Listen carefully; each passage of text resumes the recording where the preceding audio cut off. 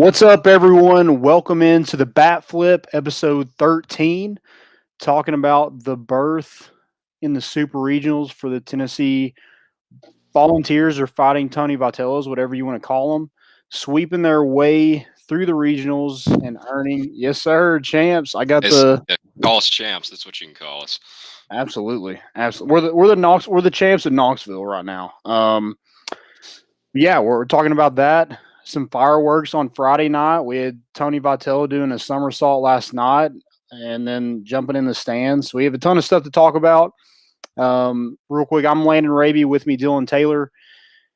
Check out our sponsors, Tennessee Tap House, Hound Dogs, and Blue Water Climate Control. Here is a quick word from our good friends at Blue Water Climate Control.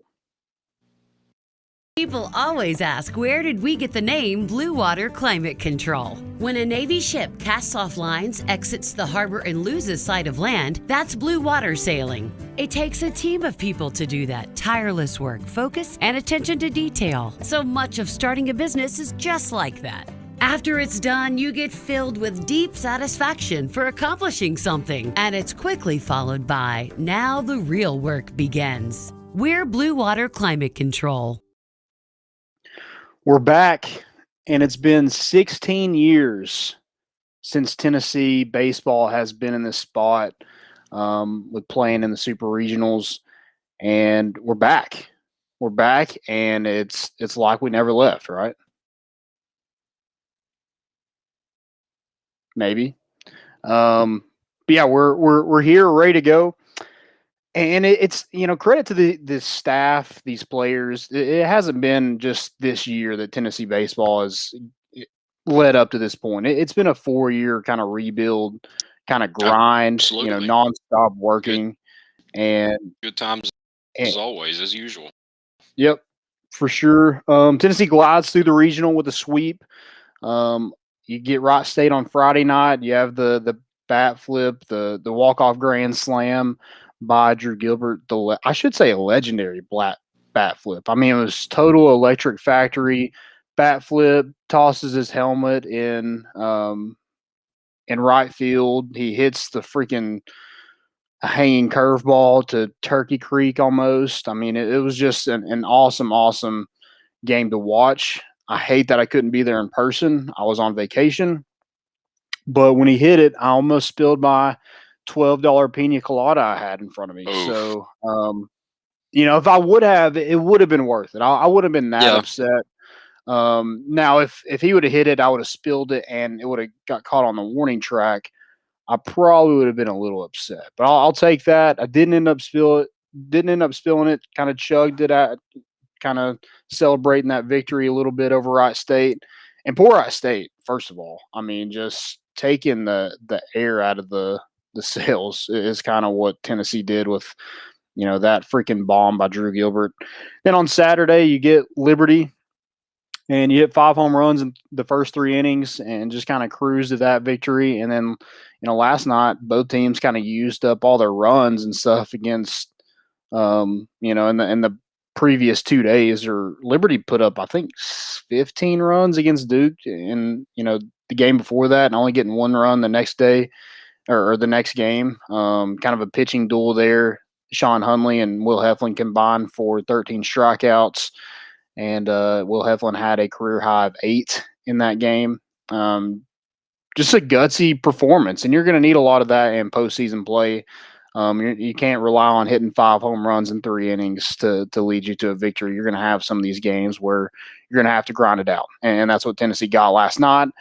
And I like that we didn't leave any doubt. We just, won that first game. We didn't give them one and have to play again today. No one wanted to play on a Monday. We want to get some rest, get ready for Super Regionals, and then we'll find out, I guess, later tonight or early tomorrow morning of who will actually play between LSU and Oregon, as they play at 10 o'clock tonight. Weird start for me. I guess that's that West Coast, but if I'm a LSU fan, I'm pretty pissed that I'm having to play at 10 o'clock tonight.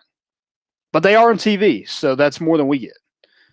But yeah, tons of highlights throughout this weekend. Tennessee just cruised, got the sweep, got the room in the background, and go ahead.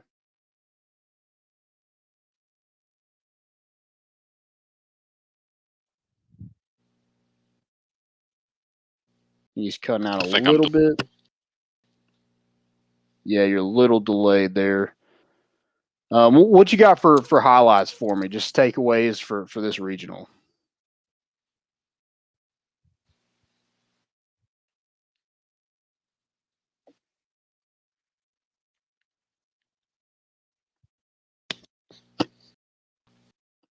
Yeah, I was going to say, if you can hear me, you were, if you would have been in the stadium anyway, you would have just spilled your overpriced drink there. Looks like he's having some technical difficulties. We'll get him back in here in a second.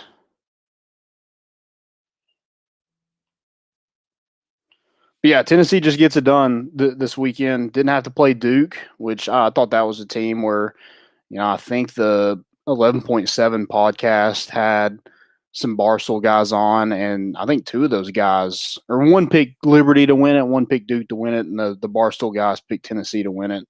And it was ranked the number one toughest regional in the country, and Tennessee just dominated it pretty much. I was super impressed with the pitching staff, with especially on Saturday and Sunday. I know Wright State got a couple home runs, actually quite a bit of home runs. They had two guys hit two apiece. But after that, Tennessee kind of really settled down and got a great performance by Blade Tidwell, who went 5 2/3, 4 hits, 3 Ks. Camden Sewell came in. He's been huge in this postseason for Tennessee.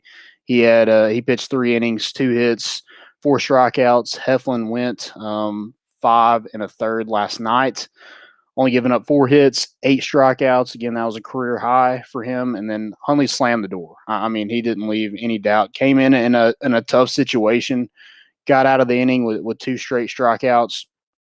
Will Heflin, I think his last batter had a 13 pitch at bat where he just kept fouling stuff off, but Will Heflin was able to win that battle. And I think Dillon's coming back in here. But and then Sean Hundley, 3 2/3 inning, 1 hit, 5 strikeouts to advance to the Supers. I mean, you just can't have a better performance than those guys had on Saturday and Sunday. So if Tennessee is able to keep continuing to pitch like that, I just think with the lineup being as dangerous as it is, Tennessee, it's going to be tough to put Tennessee out. I know Arkansas is a really good team. Ole Miss is a really good team. There's some good teams out there, but I think it's going to be really tough to knock off Tennessee when they're pitching like they did on Saturday and Sunday, and then hitting the ball like they did Friday and Saturday, and then you get a freaking bomb again by Drew Gilbert yesterday that was over the scoreboard. I don't know why people pitch up and inside to him, because that's just a disaster waiting to happen. Yeah, can you hear me any better now? Yeah, I can hear you. Yeah. Okay, gotcha. Yeah, I don't understand either. I mean, you saw him miss that first one low and in there, but yeah, if you say anything about Drew Gilbert, he's not getting cheated on a swing ever. And that one, I mean, from the moment it left the bat, like you see the reaction, you saw Vitello there, you knew it was gone. So I don't know why they do either, but keep doing it for all I care. Yeah. Yeah, I mean, what a moment for this fan base. I mean, I was looking at it today. When's the last time Tennessee fans have been this excited about a team? 2018-19 with Grant Williams and Admiral Schofield when they're ranked number 1, or do we have to go all the way back to 2016 when Tennessee is, ranked one of the top in the country and you beat Georgia on a Hail Mary? I mean, it has to be one of those. I don't know if you're big basketball fans, yeah, it's probably that number 1 team.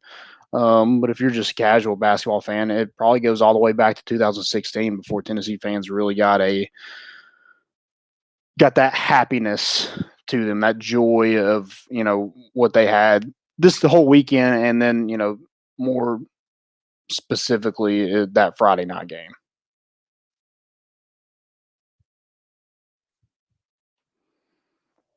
You cut out again. Hey, that's okay. Technology, you gotta love it. Gotta love Wi-Fi. Gotta love all that. I'm connected right to the router, so if it goes out, everything in this house is going out. So, yeah, going back to the pitching staff, I just thought they did a phenomenal job. And Chad Dallas, I thought he pitched well on Friday night, good enough to win. And then Sean Hunley just didn't have it. I mean, Wright State was on him from the get go, and that was a tough situation to come out. But Tennessee, even if you have games like that, Tennessee still has a chance to win because of that lineup. And 1 through 9, any guy can go yard at any given time. We've talked about that a couple of times on this show where maybe not Liam Spence might not do that ever. Like when he comes up to bat, he's not looking to go yard. But then on Saturday, he hits 2 home runs, his first 2 at bats. So 1 through 9, Tennessee has a ton of power. Some great hitters. They're patient, and then they have the talent like Drew Gilbert does. That if you leave one hanging or put it where it shouldn't go, they're going to put it in the river, or in the trees, or in a windshield, wherever it's going somewhere out of this ballpark. And it's been super fun to watch this team from Georgia State. A ton of moments throughout the season that a lot of baseball programs don't really get to see a whole lot. You get the 2 walk-offs in one day by Drew Gilbert against LSU. You have the grand slam and the win over Vanderbilt with Evan Russell having that 3 home run game. And then you have the walk-off against Max Ferguson, or with Max Ferguson against number 1 Arkansas in the bottom of the 9th to win that one.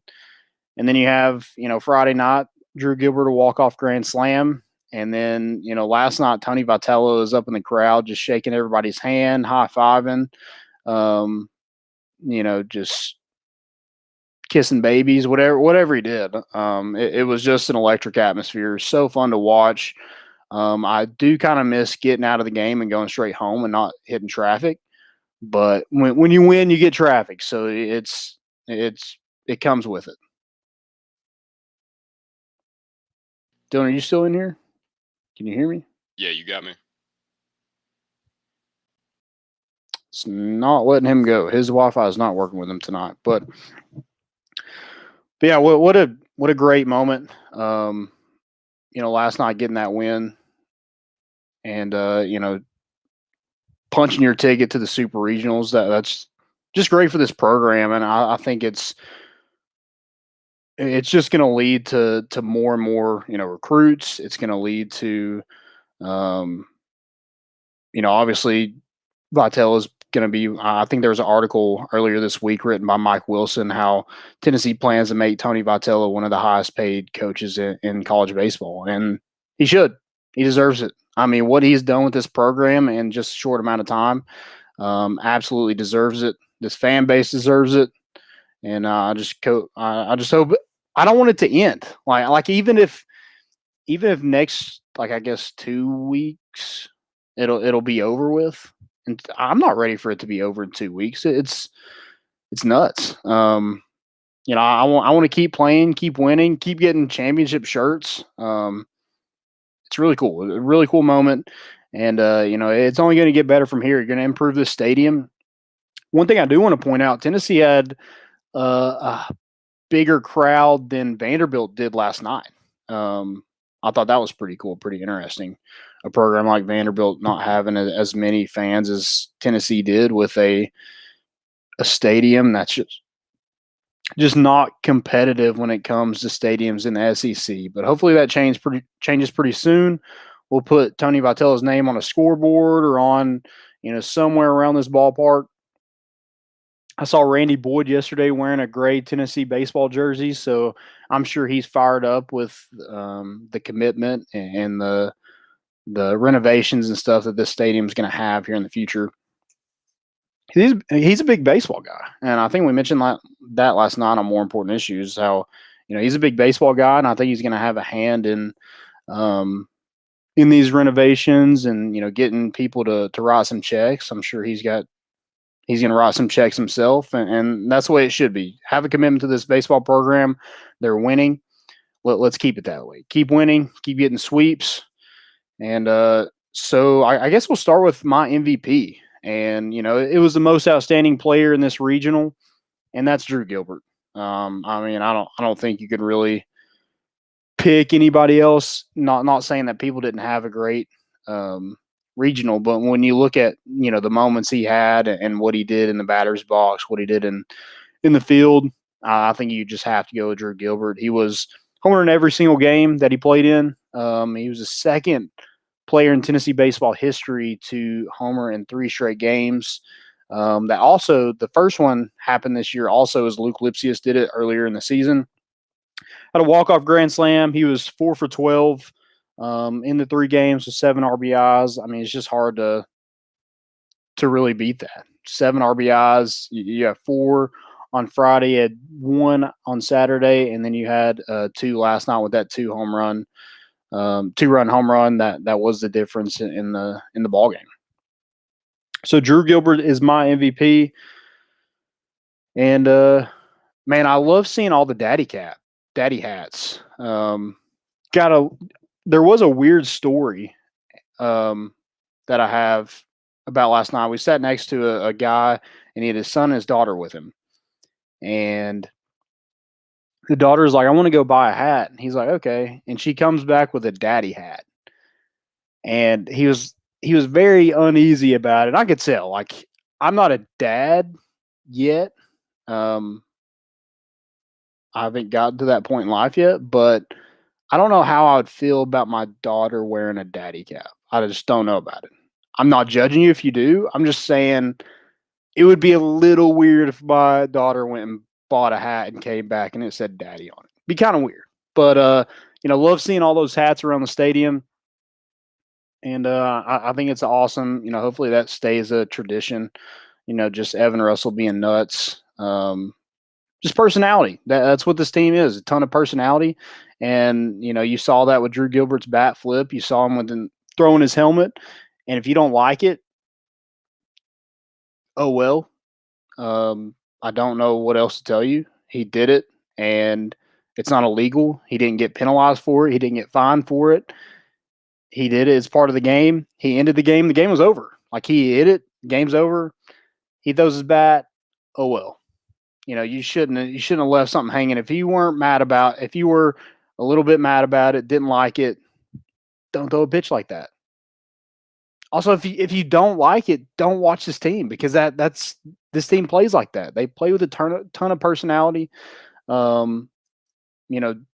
If they do something good, they're going to let you know about it. If they don't like something, they're also going to let you know about it. You saw that with Dave Van Horn, Vitello getting into it. Evan Russell walked toward Arkansas, mouthing a little bit. This team has a little bit of edge to them, and that's what's been really fun to watch throughout this whole season. Is we're kind of the villains, and I don't remember a Tennessee team, especially in my lifetime, being a villain.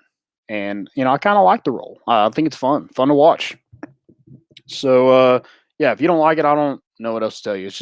It's part of the game now. The unwritten rules, those are no more. We're swinging with 3-0 count. If you throw it right down the middle and I think I can take it out of here, I'm going to do it.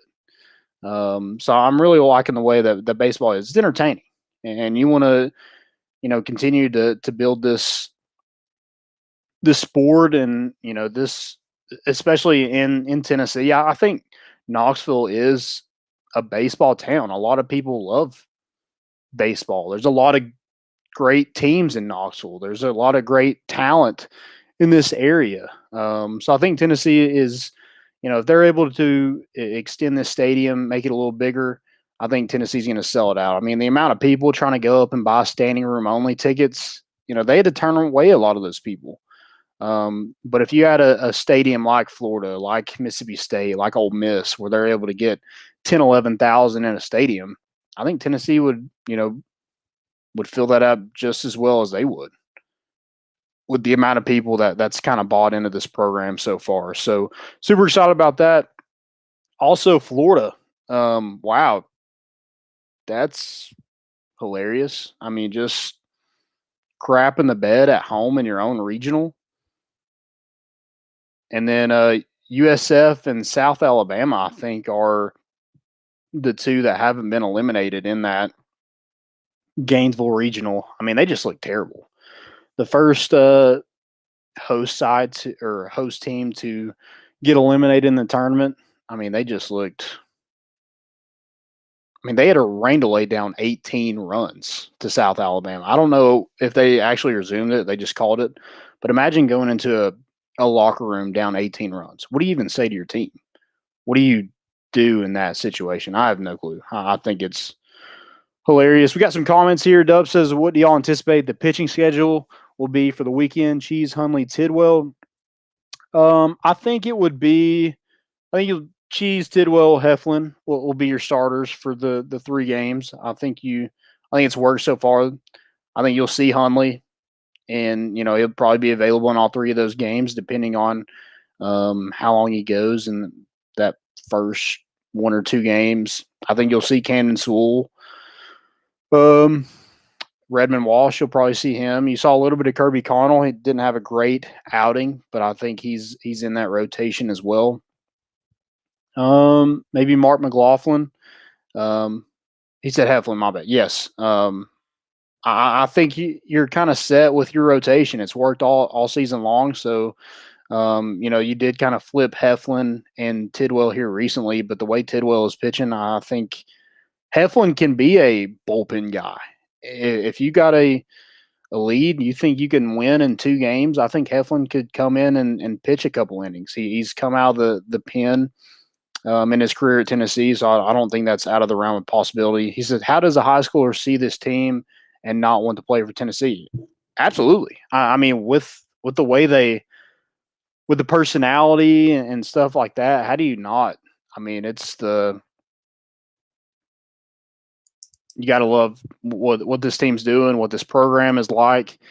And, if you're able to renovate this stadium and compete with facilities with every team in the SEC, I don't see how you want to go to another school and play for this staff. That's kind of all the questions I got. If y'all got any, drop them in the chat. We're probably about to get out of here. But yeah, we're feeling super. Dylan Taylor just tweeted that. Yeah, feeling super. Love that. I mean, it's wild. I mean, Tennessee in that 2019 season, that was a really good baseball team. They just made it to the region championship and got beat by North Carolina. We've the last 2 times we've eliminated Liberty in the NCAA tournament, so they're probably a little pissed of the seeding and getting paired up with Tennessee in a regional. They're probably tired of that, but yeah, that's kind of all I got. Again, it's going to be another great weekend in Knoxville. Whoever we play, it would be funny to see the legends of Lindsey Nelson get to heckle LSU one more time. But man, that's going to be tough to beat LSU 5 times in a season. Tennessee's already done it. They swept them earlier in the season. And but Tennessee's 2 wins away from the College World Series. That's crazy to think about. But yeah, just 2 wins. That's all you need. It's going to be a fun weekend. We'll be back next Monday talking about Tennessee baseball and Super Regional. Hopefully we're discussing the College World Series and Tennessee's seeding in that. But we'll have to find out later this weekend. Thanks for listening. Again, go check us out on Volunteer Roadshow, our network. They do a great job. Ton of great shows on there. And hopefully Dylan Taylor will get his stuff fixed and he'll be back next week. Fighting Tony Vatellos. See y'all.